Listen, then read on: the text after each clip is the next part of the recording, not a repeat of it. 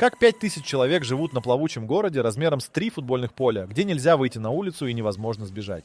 Представьте, вы просыпаетесь в металлической коробке размером с гроб, где помещается только ваше тело и 30 сантиметров до потолка. Рядом с вами спят еще 50 человек в таких же коробках, составленных в 4 яруса. Вы спите под грохот реактивных двигателей истребителей, которые взлетают каждые 30 секунд прямо над вашей головой. Температура в помещении плюс 35 градусов, влажность 90%. У вас есть ровно 6 часов на сон, но вы проснетесь через 4, потому что кто-то из соседей заступает на смену и будет карабкаться через вас к выходу в полной темноте. На авианосце нет выходных, нет тишины, нет личного пространства. Один матрос на корабле имеет меньше места, чем заключенный в тюрьме строгого режима. Всего 20 квадратных футов на человека вместе с койкой, шкафчиком и проходом. Некоторые спят в 3 футах от ядерного реактора. Другие прямо под катапультой, которая швыряет 40-тонные самолеты с 0 до 160 миль в час за 2 секунды. Звук такой, что беруши не помогают. Матросы просто привыкают спать в грохоте, который разорвал бы барабанные перепонки обычному человеку. А теперь самое странное. Люди живут так месяцами. Полгода без земли под ногами. Без свежего воздуха. Без солнца. Большинство матросов работают в отсеках, где нет иллюминаторов и не видят дневного света неделями. Они едят, спят и работают в стальной коробке посреди океана, где один коридор может вести в 20 разных мест. И заблудиться можно даже после года службы. Где ты можешь пройти милю, не выходя из помещения? Где твой сосед по койке говорит на другом языке, потому что спальные места распределяют не по симпатиям, а по графику смен. Но самое шокирующее не это.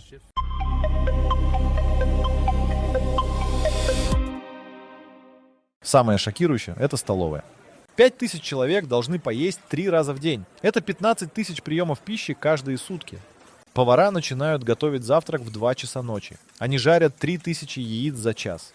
Выпекают 2000 булочек, варят 120 галлонов кофе, этого хватает на полчаса. Потом варят еще 120. На авианосце «Нимец» 4 столовых, но работают они как конвейер. У вас есть ровно 20 минут на еду. Не потому, что так решило начальство, просто за вами стоит очередь из 300 человек. Вы берете поднос, получаете еду, съедаете ее стоя или сидя на первом свободном месте, относите поднос и бежите на вахту. Никаких разговоров за обедом, никакого выбора столика, села свободная, твоя. Через минуту рядом сядет человек, которого ты видишь впервые, хотя живешь с ним на одном корабле полгода. Повара работают в аду. Температура на камбузе плюс 45 градусов. Духовки размером с комнату работают 24 часа в сутки. Один повар за смену чистит 300 фунтов картофеля. Другой разделывает 150 кур. Третий месяц теста в миксере размером с ванну. Они готовят в шторм, когда корабль кренится на 30 градусов и кастрюли с кипятком летят по кухне. Они готовят во время боевых учений, когда объявляют химическую тревогу и приходится работать в противогазах. Меню не повторяется 45 дней. Звучит хорошо, пока не поймешь. После 45-го дня начинается то же самое сначала. Полгода одних и тех же блюд по кругу. Но повара изощряются. В День Благодарения жарят 300 индеек. На Рождество делают 1000 порций мороженого. В обычный четверг могут приготовить стейки, если корабль перевыполнил учебный план. Или пиццу, если командир в хорошем настроении. Холодильников на авианосце больше, чем в среднем супермаркете. Морозильные камеры занимают целую палубу. Там хранится еда на 3 месяца автономного плавания. 2000 фунтов муки, 1000 фунтов сахара, 500 галлонов молока в тетрапаках, 4 тонны мяса. Когда корабль выходит в море после пополнения запасов, матросы таскают коробки с продуктами 8 часов подряд. Живая цепочка из 200 человек передает ящики из рук в руки от причала до трюма. Пронести нужно 20 тонн за один день. Но еда – это только начало. Потому что после того, как ты поел за 20 минут, тебе нужно привести себя в порядок. И вот тут начинается настоящий кошмар.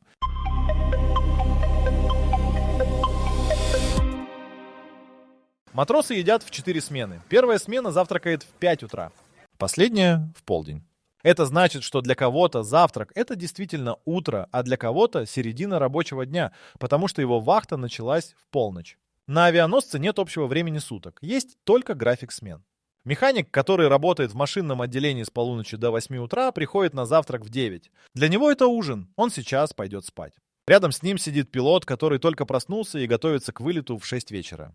Для пилота это завтрак. Они едят одинаковую яичницу в одно время, но находятся в разных сутках. Самая большая проблема – ночная смена. Люди, которые работают с 8 вечера до 4 утра, технически могут прийти на ужин в 7. Но столовая в это время забита дневной сменой, очередь на час. Поэтому ночные берут еду с собой, запихивают в пластиковые контейнеры и едят на рабочем месте, между проверкой оборудования и заправкой самолетов. Горячая еда превращается в холодную, суп проливается при качке, но выбора нет. Есть правило: нельзя приносить еду в спальные отсеки. Крысы. На авианосце их нет, и команда делает все, чтобы так и осталось. Один матрос пронес печенье в каюту, получил наряд на 2 недели мыть палубу, потому что одно печенье привлекает тараканов, а тараканы на корабле – катастрофа.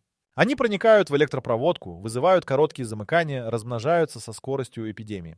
Поэтому голодные матросы после вахты идут не в каюту, а обратно в столовую. Там всегда есть ночной буфет. Термосы с кофе, коробки с фруктами, хлеб, арахисовое масло. Это называется полуночный паёк. Сотни людей приходят туда в 3 ночи, намазывают бутерброды, пьют кофе стоя и уходят обратно на вахту. Никто не сидит, никто не разговаривает.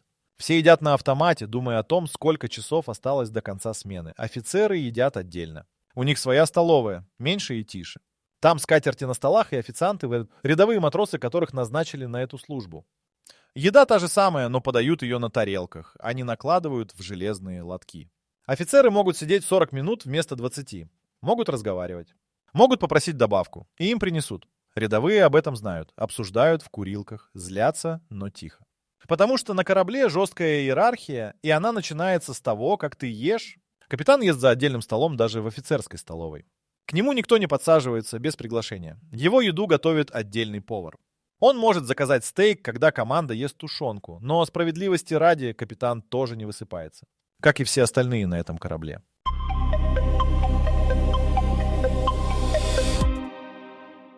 На 5000 человек 300 душевых кабин. Считайте сами. Если каждый моется 10 минут, очередь растянется на часы. Поэтому существует негласное правило: 3 минуты максимум. Намылился, смыл, вышел. Задержался, в дверь начнут стучать. Задержался дважды, сослуживцы запомнят, и в следующий раз ты будешь мыть палубу за весь отсек. Горячая вода есть не всегда. Опреснительные установки работают на пределе, производят 400 тысяч галлонов пресной воды в сутки. Этого хватает на питье, готовку, стирку и душ, но впритык.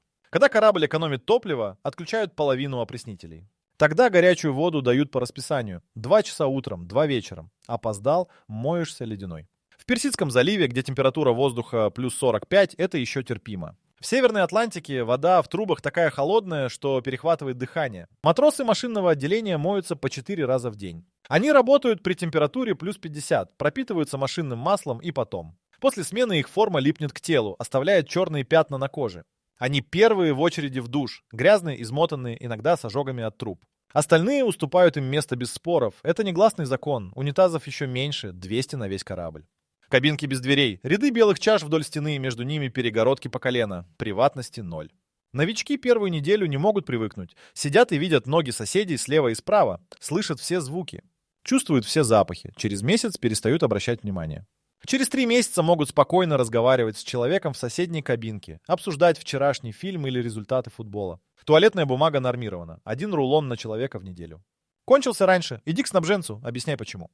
Снабженец выдаст еще один, но посмотрит так, что больше не захочешь просить. Некоторые воруют рулоны из офицерского туалета. Там бумага мягче и запас больше.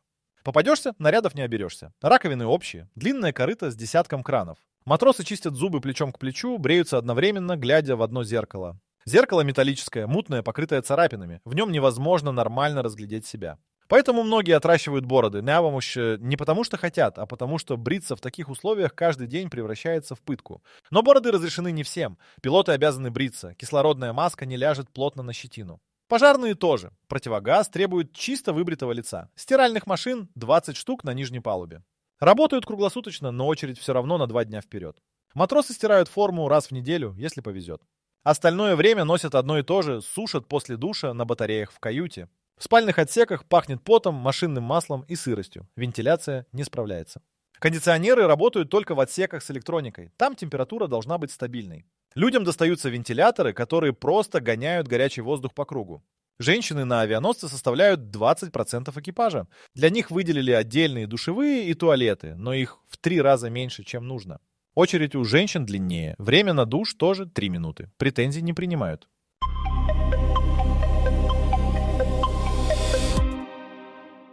Командование ввело правило: обязательный душ раз в сутки минимум. Звучит как забота о гигиене, но на деле это приказ, за невыполнение которого наказывают. Офицеры проверяют. Старшина обхода отмечает, кто когда мылся. Пропустил душ 2 дня подряд. Вызов к командиру отсека и разбирательство. Потому что грязь на корабле не личное дело. Один немытый матрос в тесном отсеке на 50 человек превращает жизнь остальных в ад. Пилоты моются после каждого вылета. Они проводят 4 часа в кабине истребителя при температуре плюс 40 в герметичном комбинезоне, который не пропускает воздух. Возвращаются на палубу мокрыми насквозь. Комбинезон снимают, под ним лужи пота. Нижнее белье выжимают прямо на палубе. Потом идут в душ вне очереди. Это их привилегия. Остальные не возражают. Запах от летчика после вылета такой, что лучше пропустить вперед. Палубная команда моется по графику. В 6 вечера, после окончания полетов.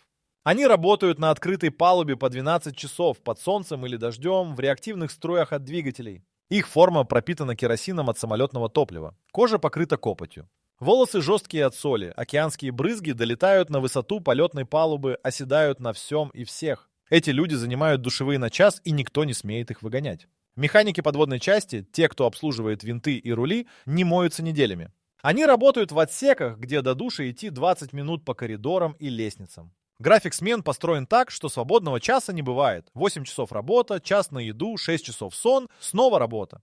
Душ выпадает из расписания. Они обтираются влажными салфетками, меняют футболки и идут дальше. Через 2 недели командир отсека выделяет им 4 часа внепланового отдыха специально на помывку. Они спускаются всей сменой, занимают душевые, моются по полчаса, наплевав на правила. Дежурный офицер делает вид, что не видит. Существует понятие «боевой душ». Когда объявляют учебную тревогу, вода отключается через 30 секунд. Если ты намылился, смывать будет нечем. Останешься в пене до конца учения, а это может быть 3 часа. Поэтому матросы выработали технику, забегают в душ одетыми, проверяют, не горит ли красная лампа тревоги. Лампа не горит, раздеваются. Начинают мыться, постоянно глядя на лампу. Вспыхнуло. Бросают все, хватают форму и бегут на позицию.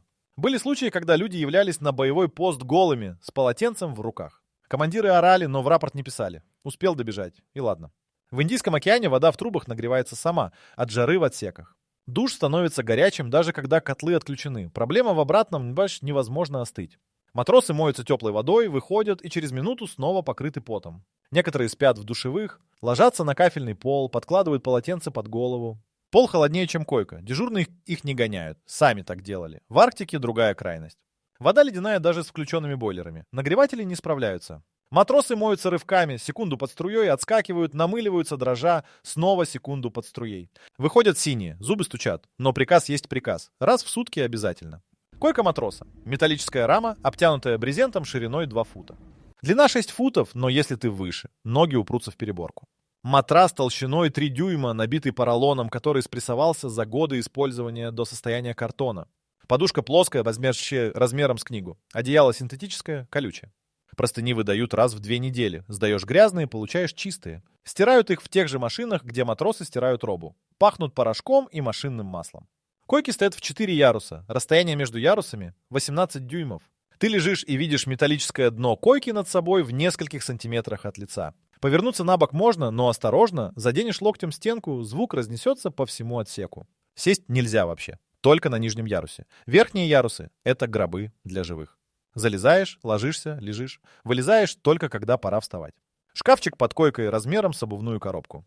Туда помещается 2 комплекта формы, нижнее белье, носки, туалетные принадлежности, фотография семьи и больше ничего.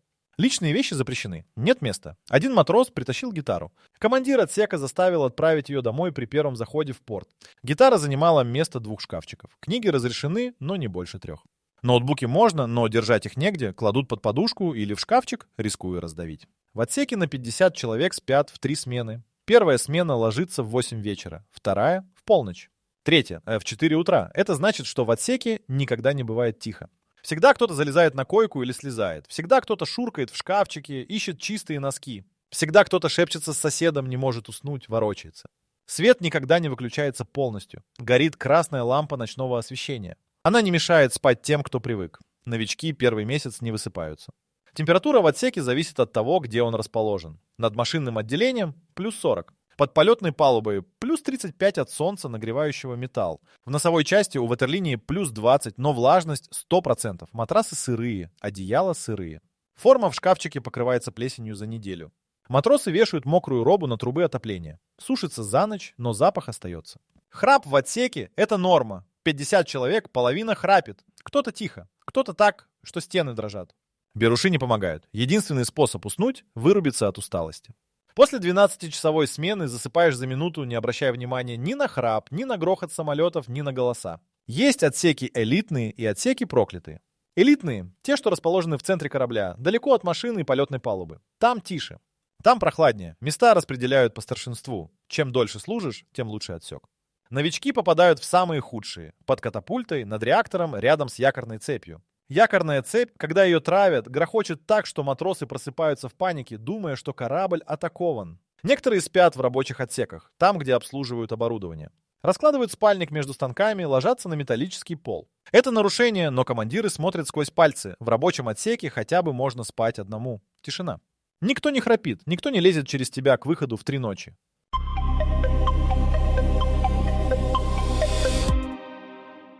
Верхний ярус достается самым молодым. Новобранцы карабкаются туда, как на чердак. Хватаются за раму, подтягиваются, закидывают ногу, вползают. Первую неделю половина падает обратно. Синяки, ушибы, один сломал ребро. Дежурный врач даже не удивился. Каждый призыв одно и то же. Главная проблема верхнего яруса – вентиляция. Горячий воздух поднимается к потолку и застаивается там. На верхней койке на 10 градусов жарче, чем на нижней. Матросы спят голыми, сбрасывают одеяло, но все равно просыпаются в луже пота. Некоторые привязывают к раме батарейные вентиляторы, жужжат всю ночь, раздражают соседей, но хоть какое-то движение воздуха. Средний ярус считается лучшим, не нужно карабкаться высоко, не давит потолок, температура терпимая. Туда переводят после полугода службы как награда за выслугу. Матросы среднего яруса спят крепче всех. У них есть шанс отдохнуть нормально. Нижний ярус для старослужащих или для тех, кто боится высоты. Преимущество – можно сидеть, свесив ноги. Можно читать, облокотившись на подушку. Недостаток – через тебя лезут на верхние койки.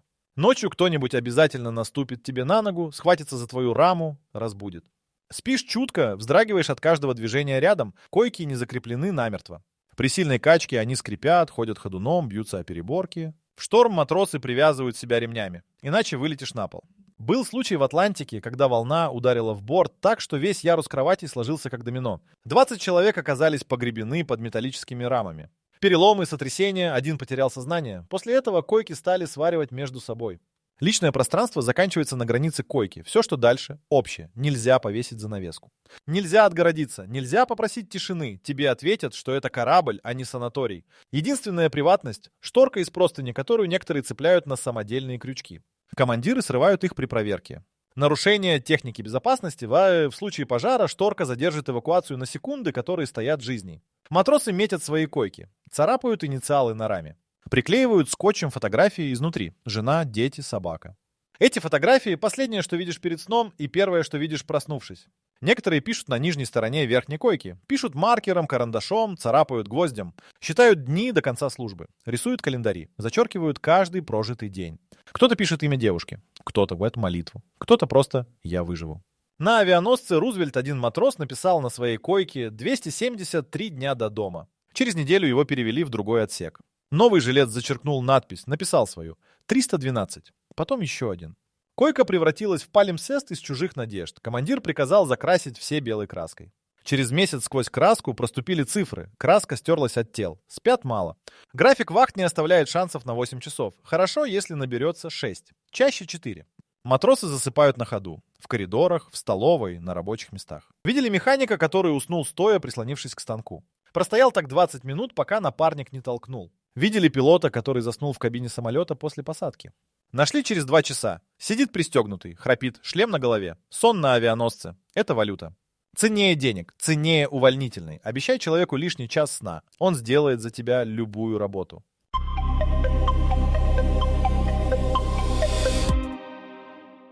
Подъем в 5 утра для дневной смены. Никаких будильников, тогда старшина врывается в отсек, включает свет, орет. 30 секунд на то, чтобы открыть глаза. Еще 30 – спустить ноги с койки. Минута – одеться. 2 минуты – умыться. В 5:07 ты должен стоять в строю на переборке, опоздал – наряд вне очереди. Утренняя проверка длится 10 минут. Командир отсека обходит строй, смотрит на форму, на бритье, на глаза. Красные глаза – признак недосыпа или похмелья. За похмелье отправят на гауптвахту. За недосып ничего не будет, но посмотрят с подозрением. Проверка окончена, команда расходится по постам. С 6 до 8. Подготовка к полетам. Палубная команда выкатывает самолеты из ангаров. Механики проверяют двигатели, заправщики тащат шланги, оружейники подвешивают ракеты под крылья. Все одновременно, все в бешеном темпе. Первый самолет взлетает ровно в 8:00. Если не взлетел, кто-то не справился. Разбор полетов для всей смены, выговоры, лишение увольнительных. 8. Завтрак для тех, кто успел. 20 минут, как всегда. Многие пропускают. Нет времени бегать в столовую. Жуют энергетические батончики на рабочем месте, запивают кофе из термосов. С 9 до полудня основная работа. У каждого своя. Механики разбирают турбины. Электрики меняют проводку, уборщики драят палубы, повара готовят обед, офицеры связи принимают шифровки. Диспетчеры координируют полеты. Врачи принимают больных. Очередь с утра. Мелкие травмы, простуды, один вывих, один ожог второй степени. Полдень, обед первой смены. Снова 20 минут. Очередь длиннее, чем на завтрак. Все проголодались. Толкучка, давка, кто-то проливает суп, ругань. С часа до 6 вечера продолжение работы. Посадка самолетов начинается в 4. Палуба превращается в ад. Самолеты заходят на посадку каждые 45 секунд. Тормозной трос останавливает 40-тонную машину за 2 секунды. Грохот такой, что в наушниках с шумоподавлением все равно закладывает уши. Выхлопные газы застилают палубу. Видимость нулевая. Люди работают вслепую, по памяти, по сигналам рук. 6 вечера, ужин. Те же 20 минут. Те же очереди. Усталость такая, что некоторые засыпают прямо за столом, роняют голову на поднос. С 7 до 10 подготовка к следующему дню. Заправка самолетов. Профилактика оборудования. Мойка палубы от масла и керосина. Проверка систем безопасности. Инструктажи для новых матросов. 10 вечера – отбой для дневной смены. Возвращаешься в отсек, падаешь на койку одетым. Сил раздеться нет. Снимаешь только ботинки. Закрываешь глаза, проваливаешься в сон за секунды. Ночная смена живет в перевернутом мире. Их подъем в 8 вечера. Работа с 10 вечера до 6 утра. Они обслуживают корабль, пока остальные спят. Чинят то, что сломалось за день. Готовят то, что понадобится завтра. Моют, красят, сваривают, проверяют. Видят только искусственный свет. Месяцами не знают, какая погода снаружи. Их рабочие места в трюмах без иллюминаторов, выходных нет. Суббота как понедельник, воскресенье как среда. Разница только в том, что в воскресенье командир может объявить дополнительный час отдыха, если не было аварий, если все системы в порядке, если настроение хорошее. 1 час. Матросы тратят его на сон. Раз в неделю учебная тревога. Объявляют внезапно, обычно ночью. Сирена воет, красные лампы вспыхивают, все срываются с мест, бегут на боевые посты. Противопожарные хватают шланги, медики разворачивают полевой госпиталь. Оружейники занимают позиции у арсенала, учение длится 2 часа. Потом разбор там, кто опоздал, кто перепутал пост, кто забыл противогаз. Наказание. Новые инструктажи. Возвращение к работе без перерыва.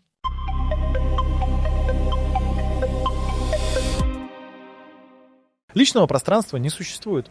Каждый квадратный фут корабля принадлежит флоту, не тебе. Твоя койка не твоя. Ее занимает другой матрос, пока ты на вахте. Это называется горячая койка. 3 на 2 койки. Ты работаешь 8 часов. Кто-то спит в твоей постели. Он встает, уходит. Приходит третий, ложится в еще теплые простыни. Ты возвращаешься через 16 часов. Подушка хранит запах чужого человека. Матросы находят укрытие. Один обнаружил нишу за вентиляционной шахтой. 1,5 фута в ширину, 4 в длину. Притащил туда пенку-подушку. Прятался там в свободные часы. Читал, слушал музыку в наушниках. 2 недели никто не знал. На 3-й неделе его нашел офицер во время проверки. Конфисковали все вещи. 2 недели гауптвахты за самовольное использование технического пространства. Другой устроил себе место в кладовой с запчастями. Расчистил угол за стеллажами, поставил складной стул. Сидел там по ночам, когда не мог уснуть в отсеке. Писал письма домой. Через месяц кладовщик заметил, что кто-то трогает его вещи. Стакан не на месте, стул сдвинут. Установил камеру. Поймал матроса. Рапорт командиру. Месяц дополнительных нарядов. Туалетные кабинки стали убежищем. Матросы прячутся там не по нужде. Сидят на закрытой крышке унитаза, уткнувшись в телефон. 20 минут тишины. Никто не лезет. Никто не требует. Дежурные знают, но делают вид, что не замечают. Сами так делают. Курилка – единственное легальное место отдыха. Маленькая комната на 10 человек. Вытяжка гудит, дым режет глаза. Некурящие приходят туда просто посидеть. Делают вид, что курят. Держат сигарету в руке, не затягиваясь. Главное – 15 минут без команд, без работы, без чужих глаз в 2 дюймах от лица. Самое страшное – отсутствие тишины. Авианосец никогда не молчит. Турбины гудят 24 часа. Вентиляторы воют, генераторы вибрируют, трубы стучат от перепадов давления. Переборки скрипят при качке. Самолеты взлетают каждые 30 секунд днем. Ночью техника работает. Моторы, краны, лебедки. Человеческий мозг не может отдохнуть в постоянном шуме. Через месяц начинаются срывы. Один матрос не выдержал на 3-й неделе. Встал посреди отсека в 2 ночи, заорал, чтобы все заткнулись. В отсеке спали 50 человек. Половина не издавала ни звука. Он орал на храп, на скрип кроватей, на гул вентиляции. Его скрутили, утащили к врачу. Врач дал успокоительное. Утром комиссия. Признали временное расстройство от переутомления. Неделя отдыха в медблоке, отдельная палата, тихая, с нормальной койкой. Остальные завидовали. Другой нашел способ. Украл строительные наушники с шумоподавлением из ремонтной мастерской. Спал в них месяц. Просыпался отдохнувшим впервые за все время службы. Его поймали на утренней проверке. Наушники торчали из-под подушки. Кража флотского имущества. Трибунал. Понижение в звании. Женщинам еще хуже. Их отсеки меньше. 20 человек вместо 50. Теснее. Душных. Им нельзя раздеться. Всегда кто-то не спит. Кто-то входит, кто-то выходит. Они спят в футболках и шортах даже в 40-градусную жару.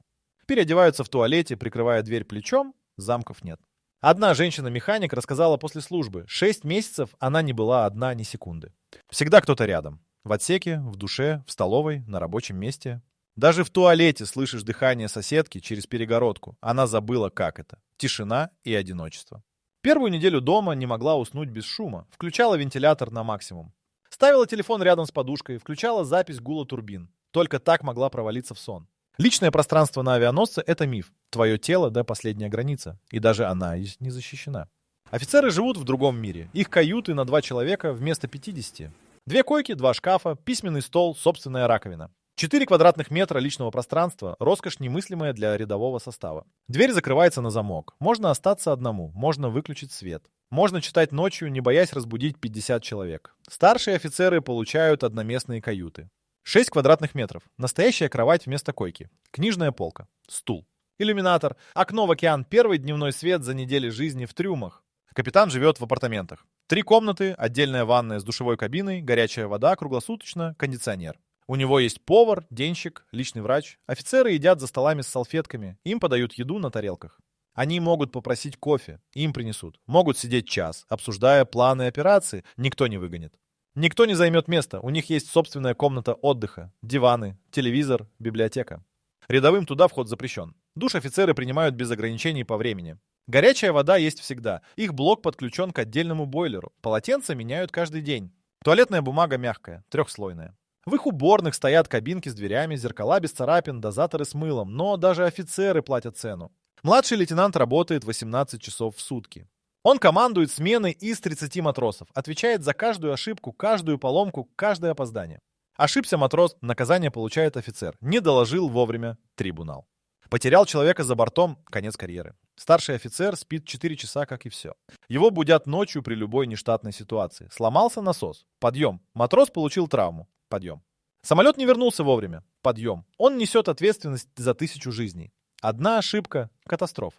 Капитан не покидает корабль месяцами. Когда авианосец заходит в порт, команда получает увольнительные. Матросы сбегают на берег, напиваются, гуляют, видят землю, капитан остается на борту. Он последним покидает корабль в случае катастрофы. Он отвечает за все. За технику, за людей, за боевую готовность, за политические последствия каждого решения. Так как же 5000 человек живут на плавучем городе, где нельзя выйти на улицу? Они не живут. Они выживают каждый день, каждую смену, каждую минуту.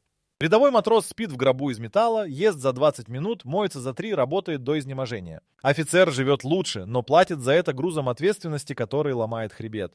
Капитан получает апартаменты и одиночество. Он не может расслабиться, не может ошибиться, не может быть слабым. Авианосец — это не корабль. Это тюрьма, завод и дом одновременно. Это место, где человек узнает свои границы. Где ты либо ломаешься, либо становишься сильнее. Где нет места слабости, жалости к себе, иллюзиям о комфорте.